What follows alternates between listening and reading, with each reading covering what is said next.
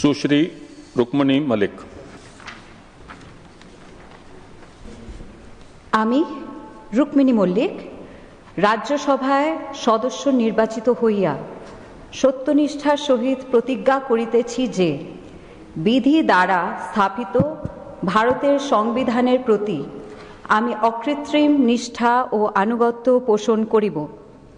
আমি ভারতের সার্বভৌমত্ব ও অখণ্ডতা রক্ষা করিব এবং যে কর্তব্য ভার আমি গ্রহণ করিতে উদ্যত হইয়াছি তাহা নিষ্ঠাপূর্বক নির্বাহ করিব।